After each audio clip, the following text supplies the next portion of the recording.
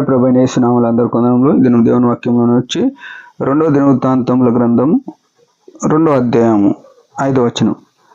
నేను కట్టించు మందిరము గొప్పదిగాను మా దేవుడు సకలమైన దేవతల కంటే మహానీయుడు గనుక ఆకాశములను మహాకాశములను ఆయనను పట్టజాలవు.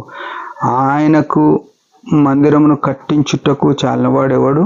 ఆయన సన్నిధిని ఆయనకు మందిరమును కట్టించుటకైనను నేనేమాత్రం వాడను. ధూపం వేయుటకు నేను ఆయనకు మందిరమును కట్టించదలిచి ఉన్నాను. ప్రియమైన వాళ్ళారా, దేవుడు తన చిత్తంలో దావీదును ఏర్పాటు చేసుకున్నాడు, రాజుగా చేసినాడు. ఆ తర్వాత తన కుమారుడైన సొలొమోనును స్థిరపరిచినాడు సింహాసనం మీద. యేసుక్రీస్తు ప్రభుని అంగీకరించిన మనము ఎట్లాంటి స్థితిలో ఉన్నామో ఆలోచన చేయాలి. దేవునికి మందిరం కట్టించడానికి వీళ్ళెంతో ఒక ఖచ్చితమైన నిర్ణయం తీసుకొని దాని కొరకు రాత్రింబగలు ప్రయాసపడ్డట్టు చూడగలుగుతున్నాం. అయితే మందిరము ఏమంటున్నాడు? నేను కట్టించు మందిరము గొప్పదిగా నుండును. ఎంత ఘనమైన మాట! ఎందుకు గొప్పదిగా? నా ఇల్లు గొప్పగా ఉండాలి, లేకుంటే నా పెళ్లి గొప్పగా ఉండాలి, నా రాజ్యం గొప్పగా ఉండాలి కాదు, దేవుని మందిరము గొప్పదిగా ఉండాలి. మన జీవితాల్లో చాలాసార్లు మందిరం పట్టించుకోం. కొన్ని మందిరాలు చూస్తే బూజు పెట్టి ఉంటాయి. మందిరం అంటే అది తాటాకులదైనా లేకుంటే స్లాబ్ వేసుకున్న మందిరము ఎట్లానే ఉండని దాన్ని నీట్గా పెట్టాల్సిన బాధ్యత గొప్పదిగా. అది పోగానే ఒక ప్రశాంతమైన వాతావరణం ఉండాలి, అది గొప్పదిగా ఉండాలి. ఎందుకంటే ఆయన సన్నిధికి వచ్చిన వాళ్ళు ఆయనను చూడాలి, మందిరాన్ని బట్టి ఆయన మహిమను చూడాలి. కానీ ఈనాడు మందిరంలో ఎట్లయిపోయిందంటే గొడవలతోనే ఉంది మందిరం. ఏ మందిరంలో గొడవలు లేవు అని చెప్పేటోళ్ళు లేరు.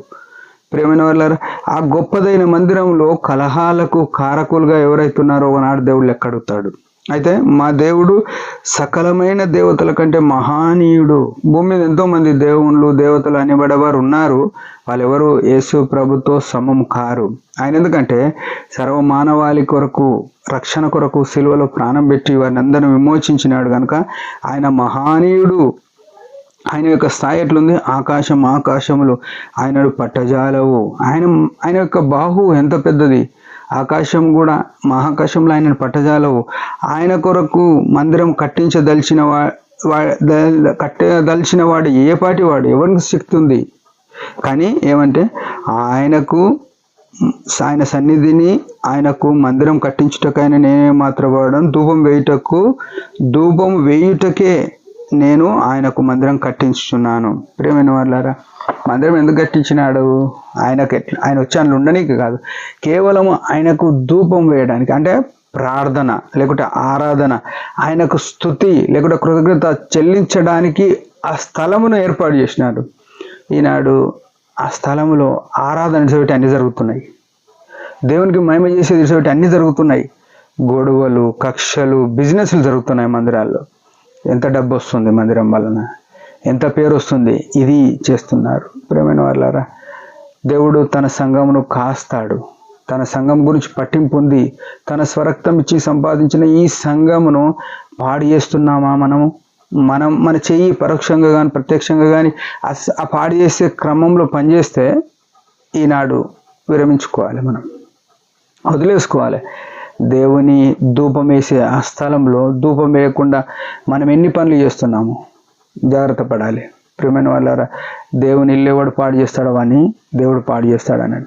సరే, ఇది ఒక రకంగా ఉంది.